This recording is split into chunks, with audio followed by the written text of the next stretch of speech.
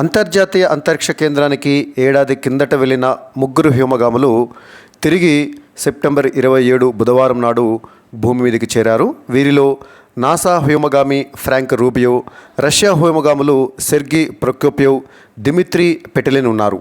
ఈ ముగ్గురు Soyuz MS-23 అనే స్పేస్ క్యాప్సూల్ ద్వారా ఇంటర్నేషనల్ స్పేస్ స్టేషన్ నుండి భూమి మీదకి సెప్టెంబర్ 27న సురక్షితంగా దిగటం జరిగింది. ఈ ముగ్గురు కూడా ఈ స్పేస్ క్యాప్సూల్ అంటే సోయజ్ MS-23 అనే స్పేస్ క్యాప్సూల్ ద్వారా కజకిస్తాన్లో మారుమూల ప్రాంతంలో దిగారు. వాస్తవానికి వారు వెళ్ళినటువంటి వాహక నౌక ప్రమాదానికి గురై అంతరిక్ష కేంద్రంలో చిక్కుకుపోయారు. దీంతో మరో నౌకలో భూమికి చేరుకోవాల్సి వచ్చింది. దీనివల్ల వారు 180 రోజుల ప్రయాణాన్ని 371 రోజుల పాటు కొనసాగించాల్సి వచ్చింది. 1990లో రష్యా వాహక నౌక 437 రోజుల పాటు ప్రయాణించి రికార్డు నెలకొల్పింది. ప్రస్తుతము ముగ్గురు వ్యోమగాములు వెళ్ళినటువంటి నౌక ప్రమాదానికి గురికావడంతో గత ఫిబ్రవరిలో సోయజ్ను శాస్త్రవేత్తలు పంపారు. ఇక్కడ మనం వీడియో చూస్తున్నాము. అంతర్జాతీయ అంతరిక్ష కేంద్రం నుండి ఈ సోయజ్ MS-23 అనే స్పేస్ క్యాప్సూల్లోకి ముగ్గురు వ్యోమగాములు వెళ్తున్నారు. ఈ ముగ్గురులో నాసా వ్యోమగామి ఫ్రాంక్ రూబియో, అంటే అమెరికాలో వ్యోమగాముల్ని ఆస్ట్రోనాట్స్ అంటారు. ఫ్రాంక్ రూబియో అనేటువంటి ఆస్ట్రోనాటు, అదేవిధంగా రష్యాకు చెందినటువంటి ఇద్దరు వ్యోమగాములు, రష్యాలో వ్యోమగాముల్ని కాస్మోనాట్స్ అంటారండి, సెర్గీ ప్రొకోప్యేవ్, అదేవిధంగా డిమిత్రీ పెటెలిన్. ఈ రష్యాకు చెందినటువంటి ఈ ఇద్దరు వ్యోమగాములు, అదేవిధంగా అమెరికాకు చెందినటువంటి ఫ్రాంక్ రూబియో ముగ్గురు కలిసి సోయజ్ MS-23 అనే స్పేస్ క్యాప్సూల్ ద్వారా ఇంటర్నేషనల్ స్పేస్ స్టేషన్ నుండి మరి భూమికి బయలుదేరుతున్నటువంటి దృశ్యాన్ని మనం చూస్తున్నాం. ఇంటర్నేషనల్ స్పేస్ స్టేషన్లో ఎప్పుడు ముగ్గురు నలుగురు వ్యోమగాములు అక్కడ ఉండి పరిశోధన చేస్తుంటుంటారు. కొంతమంది పోతుంటుంటే మళ్ళీ కొంతమంది తిరిగి భూమి మీదకి రావడం జరుగుతుంది. ఆ విధంగా ఇప్పుడు ముగ్గురు, రష్యాకు చెందినటువంటి ఇద్దరు, అమెరికాకు చెందినటువంటి ఒక వ్యోమగామి ప్రస్తుతం వాళ్ళు ఆ ఇంటర్నేషనల్ స్పేస్ స్టేషన్ నుండి ఆ సోయజ్ క్యాప్సూల్లోకి వెళ్తున్నటువంటి దృశ్యాన్ని మనం చూస్తున్నాము. ఆ స్పేస్ క్యాప్సూల్ ఇప్పుడు అంతర్జాతీయ అంతరిక్ష కేంద్రం నుంచి విడిపోయి భూమి మీదకి రావడం జరుగుతుంది. అంతర్జాతీయ అంతరిక్ష కేంద్రం అంటే ఇంటర్నేషనల్ స్పేస్ స్టేషన్ అనేది భూమికి దాదాపు 400 కిలోమీటర్ల ఎత్తులో భూమి చుట్టూ పరిభ్రమిస్తూ ఉంటుంది. అక్కడ దాదాపు 1998లో దాన్ని నిర్మించడం జరిగింది. 2000 సంవత్సరం నుంచి అక్కడ పరిశోధనలు చేస్తున్నారు శాస్త్రవేత్తలు. సో తరచుగా అక్కడికి వ్యోమగాములు వెళ్ళటము రావటం అనేది జరుగుతూ ఉంటుంది. అలా వెళ్ళి వస్తున్నటువంటి క్రమంలోనే గతంలో అంటే దాదాపు 2002 ఆ సంవత్సరంలో కల్పనా చావ్లా దురదృష్టవశాత్తు క్యాప్సూల్, ఆమె ప్రయాణిస్తున్నటువంటి అంతరిక్ష వాహక నౌక ప్రమాదానికి గురయ్యి మరణించడం కూడా జరిగింది. సో అది ఒక పెద్ద విషాదాంత సంఘటన. తర్వాత ఆ పరిశోధనలు కానీ వెళ్ళటం రావటం కానీ ఏమాత్రం ఆగలేదు.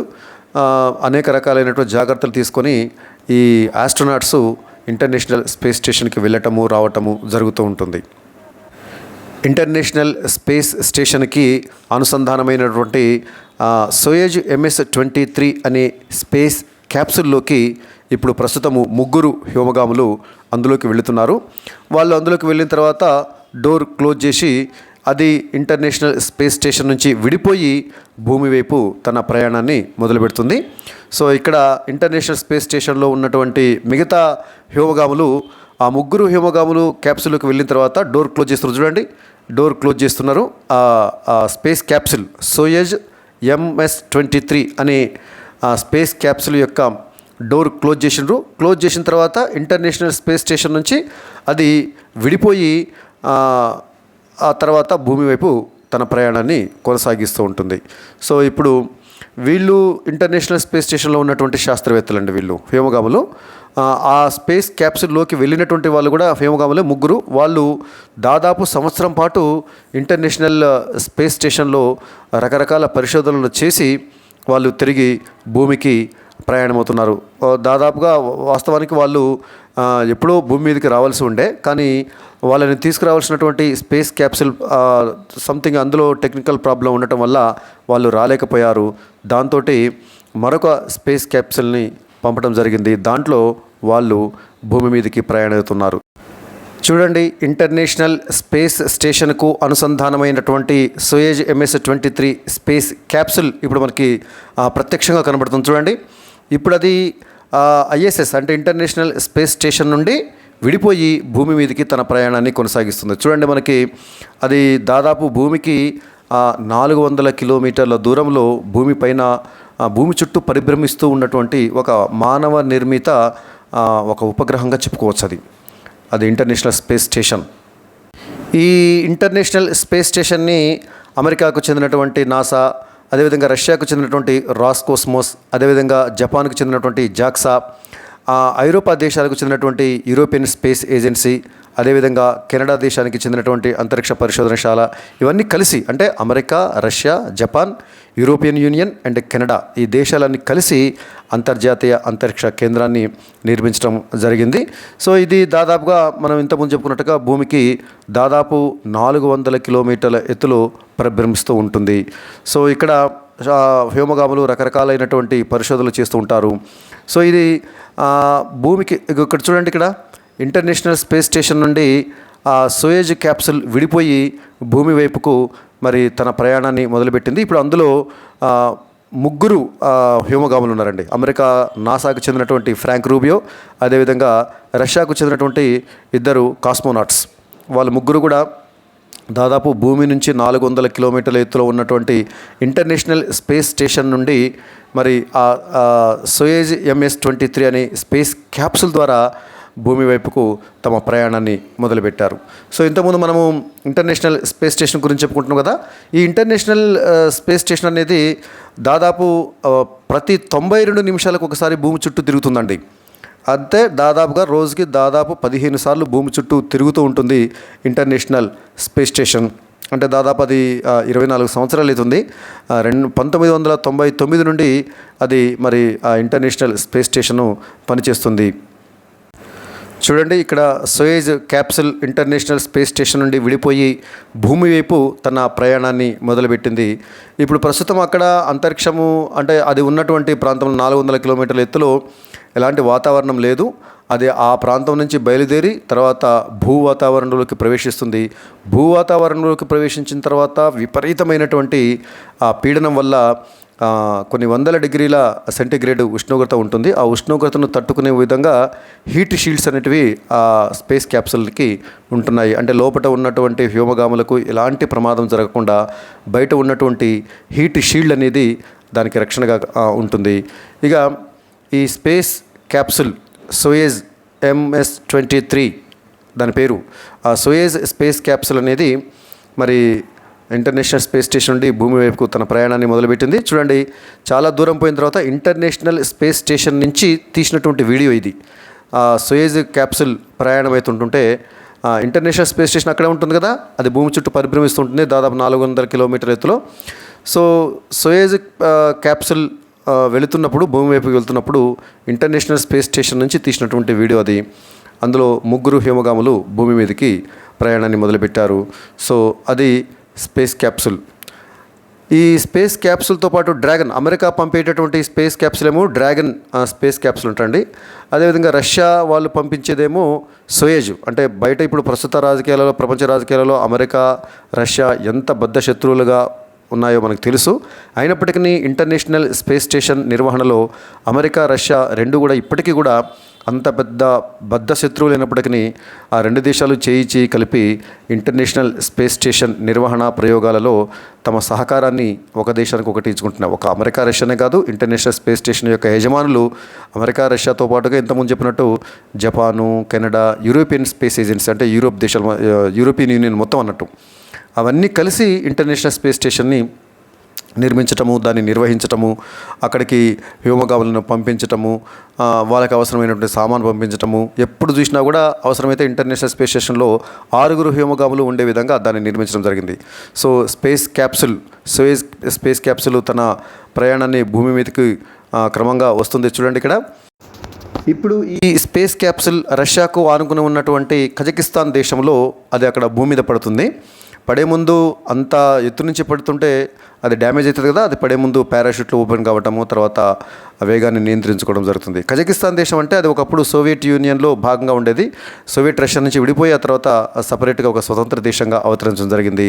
ఆ కజకిస్తాన్లోని ఒక మారుమూల ప్రాంతంలో ఈ సోయేజ్ స్పేస్ క్యాప్సుల్ అక్కడ దిగనుంది. ప్రస్తుతము ఈ సోయేజ్ MS-23 స్పేస్ క్యాప్సూల్లో ఉన్నటువంటి ముగ్గురు వ్యోమగాములు వీలేనండి. ఫ్రాంక్ రూబియో, అదేవిధంగా సెర్గీ ప్రోక్యోపేవ్, అదేవిధంగా డిమిత్రీ పెటిలిన్, ఈ ముగ్గురు కూడా అంతర్జాతీయ అంతరిక్ష కేంద్రం నుంచి ప్రస్తుతము ఈ సోయేజ్ క్యాప్సూల్ ద్వారా భూమి మీదకి వస్తూ ఉన్నారు. ఈ ముగ్గురు వ్యోమగాములు కూడా దాదాపు అంతర్జాతీయ అంతరిక్ష కేంద్రంలో 371 రోజులు అంటే సంవత్సరంకు పైగా గడిపారు. అదేవిధంగా 5,936 సార్లు భూమి చుట్టూ పరిభ్రమించారండి అంతర్జాతీయ అంతరిక్ష కేంద్రం నుంచి. So space capsule Soyuz MS-23 space capsule ఈ విధంగా అంతర్జాతీయ అంతరిక్ష కేంద్రం నుంచి విడిపోయి భూమి వైపు తన ప్రయాణాన్ని మొదలు పెడుతూ ఉంటుంది. వేగంగా భూమి వైపు దూసుకు వస్తుంది. చూడండి, ఈ విధంగా దూసుకు వచ్చినటువంటి క్రమంలో ఆ తర్వాత చూడండి అక్కడ మాడ్యూల్ అనేది విడిపోతుంది. సో ఇది క్యాప్సూల్, ఇది సోయేజ్ క్యాప్సూల్. ఇందులో ముగ్గురు వ్యోమగాములు ఉన్నారు. భూవాతావరణంలోకి ప్రవేశించిన తర్వాత వాతావరణ రాపిడికి బాగా హీట్ వస్తుందండి. చాలా హీటు ప్రొడ్యూస్ అవుతుంది. ఆ హీటుని తట్టుకునే విధంగా దాని యొక్క హీట్ షీల్డ్స్ ఉంటాయి. ఆ తర్వాత భూమి మీదకి దిగిపోయేటువంటి సమయంలో పారాషూట్ ఓపెన్ అవుతుంది దాని యొక్క వేగాన్ని నియంత్రించేందుకు. ఆ పారాషూట్ ఓపెన్ అయిన తర్వాత క్రమంగా దాని యొక్క వేగము కంట్రోల్లోకి వస్తుంది. ఆ తర్వాత మరొక పారాషూట్ కూడా ఓపెన్ కావడం జరిగింది. వీలైనంత వరకు దాని యొక్క వేగాన్ని నియంత్రించి ఆ తర్వాత కజకిస్తాన్లో అక్కడ భూమి మీద పడుతుంది. చూడండి, సో అది పడుతుంది. అందులోపట మనకి అందులో ముగ్గురు వ్యోమగాములు ఉంటారు. అక్కడ తర్వాత అక్కడ వెయిట్ చేస్తున్నటువంటి బయట నుంచి పెట్టినటువంటి వ్యక్తులు దాన్ని ఓపెన్ చేసి అందులో ఉన్నటువంటి ముగ్గురు వ్యోమగాములని సురక్షితంగా బయటకు తీయటం జరుగుతుంది. సో ఇది మనకి రష్యా పక్కన ఉన్నటువంటి కజకిస్తాన్లో ల్యాండింగ్ సైట్ అక్కడ ఉంటుందన్నట్టు. కజకిస్తాన్లో ఒక మారుమూల ప్రాంతంలో ఈ ల్యాండింగ్ సైట్ ఉంటుంది. సోయేజ్ MS-23 ల్యాండింగ్ సైట్ అన్నట్టు సౌత్ సెంట్రల్ కజకిస్తాన్లో అది ల్యాండ్ కావటం జరుగుతుంది. సో సెప్టెంబర్ 27న వాళ్ళు అంతర్జాతీయ అంతరిక్ష కేంద్రం నుంచి ఆ కజకిస్తాన్లో ఆ సోయేజ్ క్యాప్సూల్ ద్వారా కిందికి భూమి మీదకి రావటం జరిగింది. సో ఇక్కడ చూడండి, సోయేజ్ స్పేస్ క్యాప్సూల్ యొక్క ప్రయాణము అంతర్జాతీయ అంతరిక్ష కేంద్రం నుంచి భూమి మీదకి ఎలా వస్తుందో ఇక్కడ ఉంది. ఆర్బిట్ నుంచి అది బ్రేకింగ్ ఇంపల్స్ అంటే అంతర్జాతీయ అంతరిక్ష కేంద్రం నుంచి విడిపోయి ఆ తర్వాత రావటము, మాడ్యూల్ సపరేషన్, ఆ మాడ్యూల్ నుంచి క్యాప్సూల్ సపరేట్ కావటము, ఆ తర్వాత అట్మాస్ఫియర్లోకి ఎంటర్ కావటము, అట్మాస్ఫియర్లోకి ఎంటర్ అయిన తర్వాత పారాషూట్లు ఓపెన్ అయిన తర్వాత క్రమంగా నెమ్మదిగా ల్యాండింగ్ కావటము. సో ఇది సోయేజ్ క్యాప్సూల్ అంతర్జాతీయ అంతరిక్ష కేంద్రం నుంచి భూమి మీదకి ల్యాండ్ అయ్యేటటువంటి విధానాన్ని తెలిపేటటువంటి డయాగ్రామ్ ఇక్కడ మనం చూస్తున్నాము. సో ఇప్పుడు ఈ సోయేజ్ క్యాప్సూల్ ద్వారా ఈ ముగ్గురు శాస్త్రవేత్తలు భూమి మీదకి వస్తున్నారు. మొదటి వ్యక్తి ఫ్రాంక్లిన్ రూబియో, ఈయన నాసాకు చెందినటువంటి ఆస్ట్రోనాటు, ఫ్లైట్ ఇంజనీరు. అదేవిధంగా సెర్గీ ప్రోకోపియవ్, రష్యాకు చెందినటువంటి కాస్మోనాట్స్ అంటారు రష్యాలో. ఆ తర్వాత డిమిత్రీ పెటిలిన్, ఈయన కూడా రష్యా దేశానికి చెందినటువంటి వ్యోమగామి. ఈ ముగ్గురు కూడా ప్రస్తుతము సోయేజ్ క్యాప్సూల్ ద్వారా అంతర్జాతీయ అంతరిక్ష కేంద్రం నుంచి భూమి మీదకి రావటం జరుగుతుంది.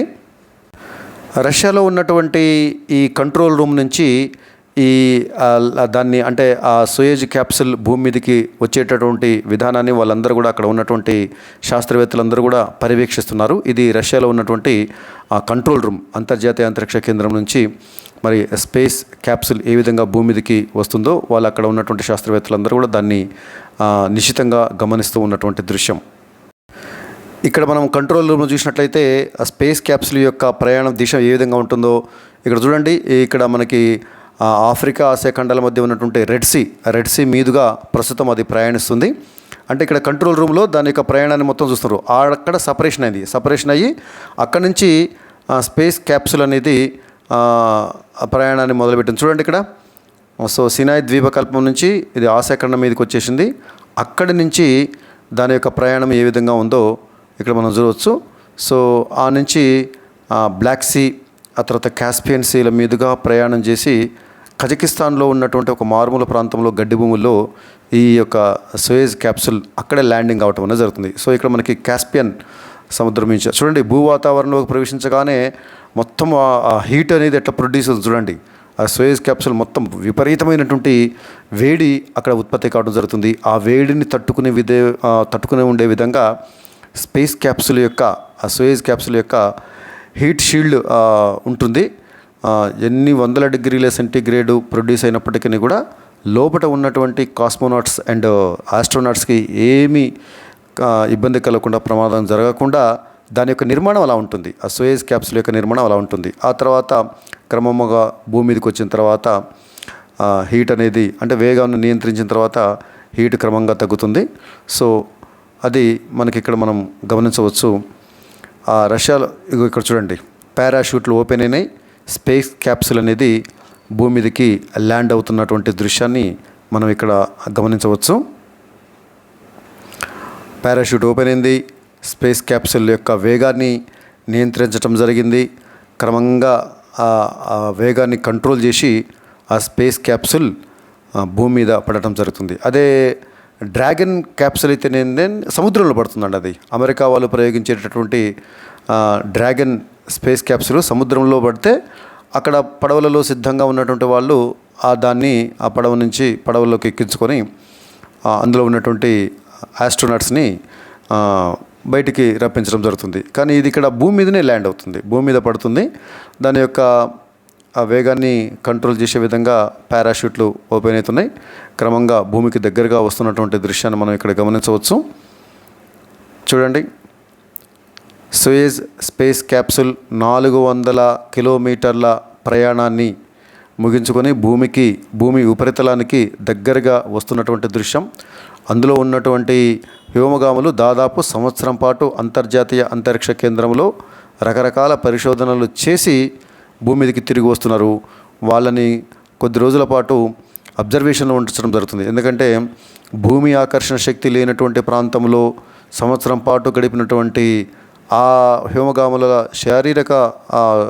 వాళ్ళ శరీరంలో అనేక రకాలైనటువంటి మార్పులు వస్తుంటాయి. సో వాళ్ళని కొంతకాలం పాటు అబ్జర్వేషన్లో ఉంచిన తర్వాత వాళ్ళు నార్మల్ అయిన తర్వాత తిరిగి వాళ్ళ ఇంటికి పంపడం జరుగుతుంది. ఇదంతా కూడా ఒక ప్రక్రియ. అంతర్జాతీయ అంతరిక్ష కేంద్రంలో గ్రావిటీ అనేది చాలా చాలా తక్కువగా ఉంటుంది. అంతర్జాతీయ అంతరిక్ష కేంద్రాన్ని మీరు ఎప్పుడైనా చూసినట్లయితే, అంటే మనం డైరెక్ట్గా చూసే అవకాశం మనకు లేదనుకోండి. కాకపోతే ఏంటంటే వీడియోలలో అనేక రకాలైనటువంటి వీడియోలు యూట్యూబ్లో మనకు దొరుకుతాయి. అంతర్జాతీయ అంతరిక్ష కేంద్రంలో శాస్త్రవేత్తలు వాళ్ళు ఎట్లా ఉంటారు, ఎందుకంటే గాలిలో దూది పింజలు తేలిపోయే విధంగా వాళ్ళు కూడా అక్కడ చాలా భారరహిత స్థితిలో ఉంటారు. సో అక్కడ గ్రావిటీ ఉండదు, ప్రతి వస్తువు కూడా ఎగురుతూ ఉంటుంటుంది మొత్తం అక్కడ. సో అక్కడ నివసించడం అనేది శాస్త్రవేత్తలకు ఒక సవాలుతో కూడుకున్నటువంటి విషయం. కాకపోతే వాళ్ళు అన్ని రకాలైనటువంటి ట్రైనింగ్ తీసుకొని అంతర్జాతీయ అంతరిక్ష కేంద్రంలో రకరకాలైనటువంటి ప్రయోగాలు చేస్తూ ఉంటుంటారు. అక్కడ జీవులు మనుగడ కొనసాగిస్తాయా, అక్కడ మనకి భూమికి 400 కిలోమీటర్ల దూరంలో ఉన్నటువంటి అంతర్జాతీయ అంతరిక్ష కేంద్రంలో ఇటీవల బంగాళాదుంపల్ని అక్కడ పెంచి, అంటే ఆ బంగాళాదుంపలను పెంచి, అంటే అంతరిక్షంలో కూడా మొక్కలను పెంచవచ్చు అని నిరూపణ చేయటం జరిగింది. సో ఇలా అనేక రకాలైనటువంటి పరిశోధనలు ఆ అంతర్జాతీయ అంతరిక్ష కేంద్రంలో చేస్తుంటారు. ఎప్పుడు కూడా దాదాపు 3 లేదా 4 ఆస్ట్రోనాట్స్ అంతర్జాతీయ అంతరిక్ష కేంద్రంలో పరిశోధన చేస్తుంటారు. వాళ్ళ కోసము సరుకులు పంపడానికి, వాళ్ళకి అవసరమైనటువంటి వస్తువులు పంపడానికి భూమి నుంచి ఈ స్పేస్ క్యాప్సూల్స్ని పంపించి ఆస్ట్రోనాట్స్ని పంపటము, అంటే అక్కడ పోవటము, రావటము, వాళ్ళకి అవసరమైనటువంటి వస్తువులు తీసుకువెళ్ళటము, ఇవన్నీ జరుగుతూ ఉంటాయి అన్నట్టు. చాలా ఇంట్రెస్టింగ్గా ఉంటాయి ఈ అంతరిక్ష పరిశోధనలకు సంబంధించినటువంటి విషయాలను తెలుసుకోవటం. అంటే నిజంగా మనకి చాలా ఆసక్తికరంగా, ఆశ్చర్యంగానూ ఉంటుందండి. నిజమా, భూమికి 400 కిలోమీటర్ల ఎత్తులో ఒక అంతర్జాతీయ అంతరిక్ష కేంద్రాన్ని నిర్మించారా, అక్కడికి తరచుగా వ్యోమగాములు పోతూ వస్తూ ఉంటారా, అక్కడ అనేక రకాలైనటువంటి పరిశోధన చేస్తూ ఉంటారా అనేది మనలాంటి సామాన్యులకి తెలుసుకోవడం అనేది చాలా ఆసక్తిదాయకంగా ఉంటుంది. సో సైన్స్ కదా, సైన్స్ ఏ అసాధ్యాన్నైనా సుసాధ్యం చేసేదే సైన్స్. మనం నమ్మలేనటువంటి, చూడండి ల్యాండ్ అయింది, చూడండి సోయజ్ స్పేస్ క్యాప్సూల్ ల్యాండ్ అయింది. అక్కడ డస్ట్ ఎట్లా లేసిందో చూడండి, పూర్తిగా డస్ట్ లేసింది కదా. సో చూడండి, ఆ పారాషూట్ కూడా కింద పడిపోతుంది. అక్కడ ఈ క్యాప్సూల్ని సేకరించేందుకు కొంతమంది రెడీగా ఉంటారు. వాళ్ళని ఆ క్యాప్సూల్ని తీసుకొని దాన్ని ఓపెన్ చేసి అందులో ఉన్నటువంటి ఆస్ట్రోనాట్స్ని బయటకు తీయడం జరుగుతుంది. సో అక్కడ మొత్తం డస్ట్ ఎట్లా లేచిందో చూడండి. ఆ స్పేస్ క్యాప్సూల్ ఎక్కడ పడుతుందో నిర్దిష్టంగా తెలుసు. చూడండి, అప్పుడే హెలికాప్టర్ కూడా వస్తుంది, చూడండి హెలికాప్టర్ వస్తుంది పైనుంచి. ఆల్రెడీ కొంతమంది ఆ స్పేస్ క్యాప్సూల్ ఎక్కడ ల్యాండ్ అవుతుందో ముందే తెలుసు కాబట్టి అక్కడ కొంతమంది వేచి ఉండి అది కింద పడగానే వెంటనే అక్కడికి వెళ్ళి అక్కడ ఆ స్పేస్ క్యాప్సూల్ని ఓపెన్ చేసి అందులో ఉన్నటువంటి ఆస్ట్రోనట్స్ని బయటికి తీయటం అనేది జరుగుతుంది. చూడండి, స్పేస్ క్యాప్సూల్ నుంచి బయటకు వచ్చినటువంటి ఒక ఆస్ట్రోనాట్, అమెరికాకు చెందినటువంటి ఫ్రాంక్ రూబియో, దాదాపు సంవత్సరం పాటు అంతర్జాతీయ అంతరిక్ష కేంద్రంలో ఈయన ఉన్నాడు. సో ఆ సోయజ్ క్యాప్సూల్ నుంచి ఈ ఆస్ట్రోనాట్ని బయటికి తీశారండి. అతని యొక్క పల్స్ వాటన్నిటిని కూడా మెజర్మెంట్ చేస్తుండ్రు. అతని యొక్క ఆరోగ్య వివరాలన్నింటిని కూడా వెంటనే డాక్టర్లు చూస్తున్నారు సేఫ్గా. ఎందుకంటే చాలా దాదాపు సంవత్సరం కాలం పాటు ఉండొచ్చారు కాబట్టి. ఇంక చూడండి, స్పేస్ క్యాప్సూల్ నుంచి మరొక హ్యూమగామిని బయటికి తీస్తున్నటువంటి దృశ్యాన్ని ఇక్కడ మనం చూడవచ్చు. సో సెర్గీ ప్రోకోప్యోవ్, ఈయన మరొక హ్యూమగామి ఆస్ట్రోనాటు. చూడండి, ఆ స్పేస్ క్యాప్సూల్ నుంచి ఎలా తీస్తున్నారో చూడండి. ఇది చాలా ఆశ్చర్యకరంగాను చాలా మనకి సంభ్రమాశ్చర్యాలకు లోనయ్యేటటువంటి విషయం కదా. అదిగో మరొక హ్యూమగామిని తీరు, ఇంకొక హ్యూమగామి కూడా ఉండండి. మొత్తం 3 వచ్చారు కదా. సో కజకిస్తాన్లో ఉన్నటువంటి మారుమూల ప్రాంతంలో గడ్డి భూముల్లో ఈ స్పేస్ క్యాప్సూల్ ల్యాండ్ అయింది. సో చూడండి, వాళ్ళ పరిస్థితి చాలా, మనము గుండ్రంగా తిరిగిన తర్వాత మనకు కళ్ళు తిరిగితే ఎట్లా ఉంటుందో, సో వాళ్ళకు కూడా 400 భూమికి 400 కిలోమీటర్ల ఎత్తులో సంవత్సరం పాటు గడిపిన తర్వాత భూమికి రాగానే మామూలుగా ఉండరండి, మనలాగా మామూలుగా ఉండరు. వాళ్ళు మామూలు స్థితికి రావడానికి కొద్ది రోజులు పడుతుంది. సో వాళ్ళకందరికీ కూడా చుట్టుపక్కల ఉన్నటువంటి వాళ్ళు సపర్యలు చేస్తున్నారు.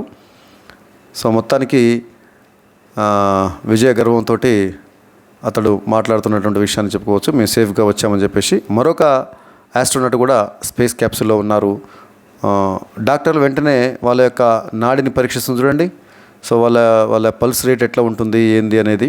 సో ఇక్కడ మనకి ఫ్రాంక్ రూబియో, అమెరికాకు చెందినటువంటి ఆస్ట్రోనాట్ ఫ్రాంక్ రూబియో మాట్లాడుతున్నటువంటి దృశ్యం కూడా ఇక్కడ మనం గమనించవచ్చు. మొత్తంగా 3 హ్యూమగాములు అంతర్జాతీయ అంతరిక్ష కేంద్రం నుంచి మరి భూమి మీదకి సురక్షితంగా దిగారు కజకిస్తాన్లో సెప్టెంబర్ 27వ తారీఖు నాడు. సో వీళ్ళని కొద్ది రోజుల పాటు అబ్జర్వేషన్లో ఉంచడం జరుగుతుంది. 2 స్పేస్ క్యాప్సూల్ నుంచి బయటకు వచ్చారు. మరొకరు రాస్కాస్మోస్ అనేది రష్యాకు చెందినటువంటి అంతరిక్ష పరిశోధన సంస్థ అండి. నాసా అనేదేమో అమెరికాకు చెందినటువంటి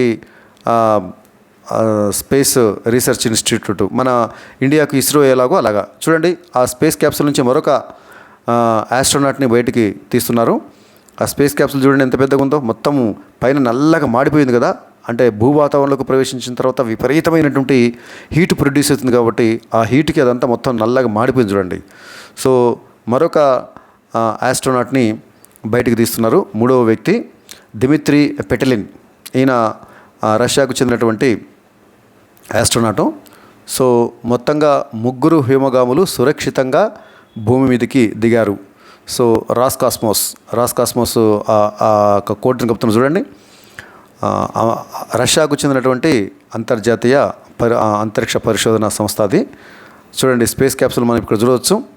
ఇది సోయేజ్ MS-23 స్పేస్ క్యాప్సూల్ భూమి మీద పడింది. అందులో నుంచి 3 హ్యూమగాములను సురక్షితంగా బయటికి తీయడం జరిగింది. సో ఇది వాళ్ళు అక్కడ ఉన్నటువంటి రెడీగా ఉన్న వెహికల్స్ ఆ స్పేస్ క్యాప్సూల్ కింద పడగానే వాళ్ళని సురక్షితంగా అందులోంచి బయటకు తీసేందుకు, వాళ్ళకి సపర్యలు చేసేందుకు రకరకాలైనటువంటి డాక్టర్లు వాళ్ళందరూ కూడా అక్కడ సిద్ధంగా ఉండడం జరిగింది. సో మొత్తానికి 3 హ్యూమగాములు, ఇది కొత్త ఏం కాదు. అంతర్జాతీయ అంతరిక్ష కేంద్రానికి హ్యూమగాములు వెళ్ళటము రావటము ఈ స్పేస్ క్యాప్సూల్స్ ద్వారా అది తరచుగా జరిగేటటువంటి విషయమే. అయినప్పటికీ కూడా ఒక రకమైనటువంటి ఉత్కంఠం, ఉద్వేగ పరిస్థితులు అక్కడ నెలకొని ఉంటాయి. ఎందుకంటే అది మామూలు విషయం కాదు. అఫ్కోర్స్ మరికొద్ది సంవత్సరాల తర్వాత, మరికొద్ది దశాబ్దాల తర్వాత అంతర్జాతీయ అంతరిక్ష కేంద్రానికి వెళ్ళటం రావటం అనేది సాధారణమే కావచ్చు. ఈవెన్ స్పేస్ టూరిస్టులను, అంటే మనలాంటి మామూలు వ్యక్తులను కూడా స్పేస్లోకి తీసుకురావడానికి అవసరమైనటువంటి ఏర్పాట్లు కూడా జరుగుతున్నాయి. అది సమీప భవిష్యత్తులో, అంటే ఇంకొక 20-30 సంవత్సరాలకి స్పేస్ టూరిజం అనేది మరింతగా అభివృద్ధి చెందుతుందని చెప్పేసి చెబుతున్నారు. ఇప్పటికైతే కేవలము హ్యూమగాములు అంటే ఆస్ట్రోనాట్స్ మాత్రమే స్పేస్లోకి వెళ్ళటం రావడం జరుగుతుంది. సాధారణ వ్యక్తులను కూడా స్పేస్లోకి తీసుకువచ్చేటటువంటి ఆ సౌకర్యాలు సమీప భవిష్యత్తులో అందుబాటులోకి వస్తుంటాయి. కాకపోతే మొదట్లో కొంచెం ఖర్చు ఎక్కువగా ఉంటుంది.